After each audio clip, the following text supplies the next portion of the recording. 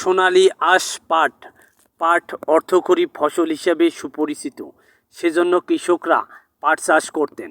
তবে বর্তমানে পাট চাষের উৎপাদন খরচ বেড়ে যাওয়ায় ও বাজারে চাহিদা না থাকায় পাট চাষে আগ্রহ হারাচ্ছে কৃষকরা। এর ব্যতিক্রম নয় লালমনিরহাট জেলাও। কয়েক বছর আগেও লালমনিরহাট জেলার বিভিন্ন প্রান্তের কৃষকরা পাট চাষ করতেন। এখনও লালমনিরহাট জেলার কৃষকরা পাট চাষ করেন, তবে এখন আর পাট তোলার জন্য নয়, বরং শাক হিসেবে ব্যবহার করার জন্য চাষ করেন। গত কয়েক বছরে লালমনিরহাট জেলার বিভিন্ন হাট বাজারে পাট শাকের চাহিদা বেড়ে যাওয়ায় কৃষকরাও শাক চাষে ঝুঁকছেন।